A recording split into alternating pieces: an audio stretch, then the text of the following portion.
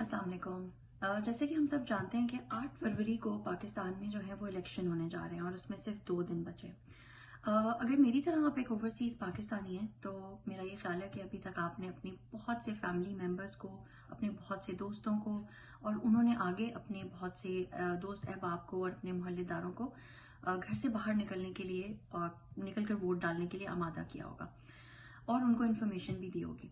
लेकिन उन लोगों के बारे में सोचें जो अभी तक जो है वो वोट नहीं डालने के बारे में सोच रहे हैं।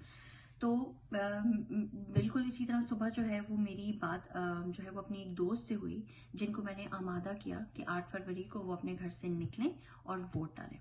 देखें, पाकिस्तानी होने के साथ साथ हमें ये याद रखना चाहिए कि हम लोग मुसलमान हैं और इस्लाम जो है वो हमें वोटिंग और स्पेशली सियासी सरगर्मियों में हिस्सा लेने के बारे में क्या बताता है।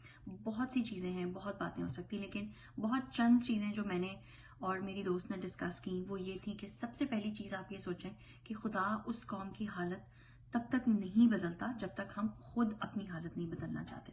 ये एक सबसे ज़रूरी चीज़ है। उसके बाद जो है ना वो देखें, जब हम वोट डालते हैं तो हम अपनी हिफाजत खुद कर रहे होते हैं। इसका मतलब है कि हम ऐसे लीडर्स चुनते हैं जो हमारे हुकूक की हिफाजत कर सकें, तो इसलिए वोट डालना बहुत ज़रूरी है।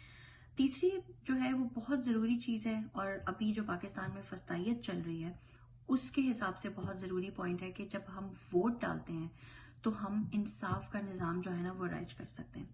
ज़्यादा लोग निकल के वोट डालेंगे तो इंसाफ का निज़ाम बिल्कुल राइज होगा। उसके बाद जो चौथी चीज़ है ना, देखें, जब हम वोट डालते हैं तो एक चीज़ हम एक टर्म यूज़ करते हैं ना, लॉ ऑफ द लैंड, हम वो फॉलो कर रहे होते हैं।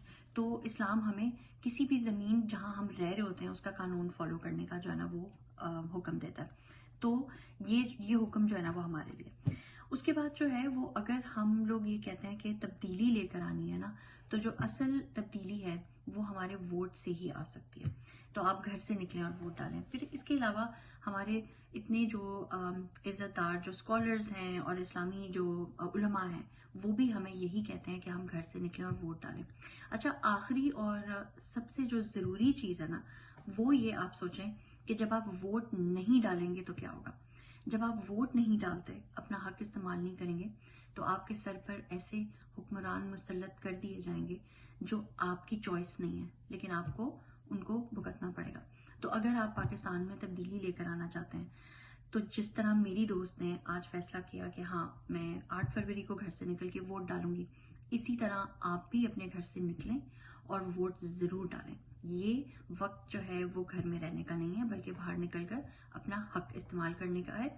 ये जो वोट है ये हमारी ताकत है। Thank you so much.